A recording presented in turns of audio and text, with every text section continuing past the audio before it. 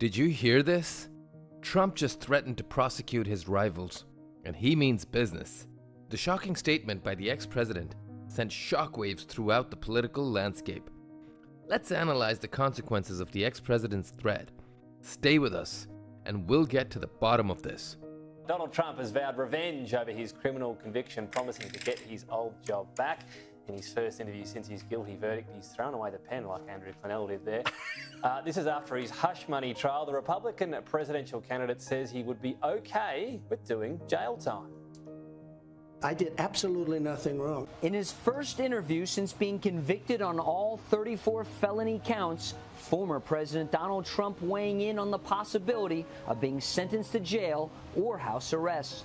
I'm okay with it. I saw one of my lawyers the other day on television saying, "Oh no, you don't want to do that to the president." I said, you don't beg for anything. You just the way it is. Trump said in his recent interview that if he becomes the next president, he'll prosecute his political rivals.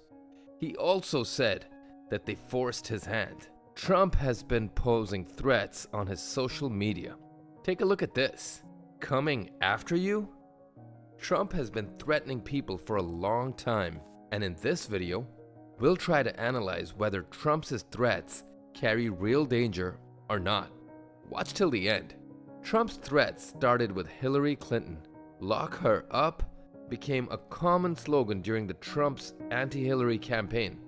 After that, Trump went on a rampage. He threatened Biden, he threatened senators, he threatened judges, and he even threatened media personalities.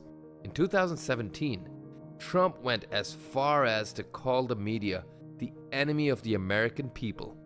The article compared Trump to Stalin, Hitler, Mao, and other dictators. What we've gathered so far from Trump's words is that he wants to reach the White House so he can use the state machinery such as the FBI, CIA, and the Department of Justice against his political rivals.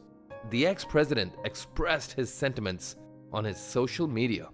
Withdraw your indictment and lawsuits, Joe, before it's too late. Mr. Trump's threats cannot be taken at face value because he and his supporters have repeatedly carried out various vengeful acts against their opponents. They recently doxed Michael Cohen and his family.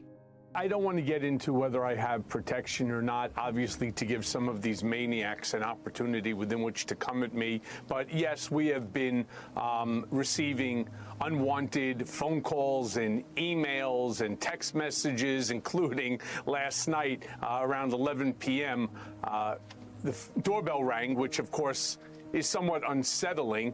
It was actually the concierge in our building saying that there's a Domino's pizza that was delivered to you. And I didn't even know that Domino's was in New York City, to be honest with you. And they had it, unfortunately, under my son's name. So this is sort of the behavior that we are contending with simply because, I testified. That's sad, Michael. We're all with you. If this can happen to Michael, it can happen to any of us. But Michael isn't the only one. There's a website online called the enemiesofthepeople.org.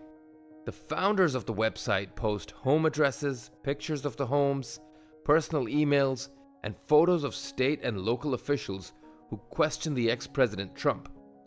Among the officials targeted by the Enemies of the People website is Christopher Krebs, the former top federal cybersecurity official who was fired for publicly debunking many of the conspiracy theories floated by Trump and his legal team. So we're seeing a pattern. We saw what happened to Michael. We saw what happened to Krebs. And all this is happening even though Mr. Trump does not even have power yet. So what will happen if Mr. Trump gets elected and has the state's machinery at his hand? I want to tag one more person who was indirectly threatened by Mr. Trump's associates, the star witness, Stormy Daniels. I was in a parking lot going to a fitness class with my infant daughter.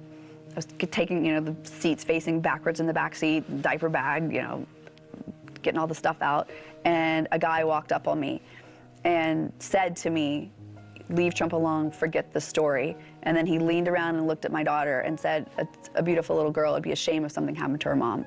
That's it, folks. That's how they do it.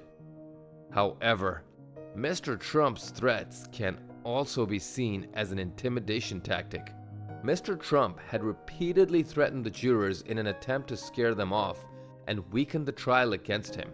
Eventually, Judge Mershon had to fine him for repeatedly threatening the jurors. Trump has at least a moral obligation not to incite violence, impact him or his behavior at all? Of course not. Because first of all, Trump doesn't care what happens to the people who commit violence on his behalf. Over 1,000 of his supporters were arrested and charged in the aftermath of January 6th. He didn't lift a finger for them. Sure, he claims now that he'll pardon them if he becomes president, but that's quite literally the bare minimum. Did this self-proclaimed billionaire pay for the legal expenses? No, because again, he does not care, and he will only help someone so long as he derives more benefit than they do. And second of all, Trump wants the violence. He wants violence. How accurate. Whether Mr. Trump is just lashing out or plans to carry out his threats, he's making things very difficult for the American people. Indeed, we can see that it has become part of Trump's deliberate strategy to threaten and intimidate anyone who stands in his way. I'll end this video with a quote from a famous dystopian writer, George Orwell.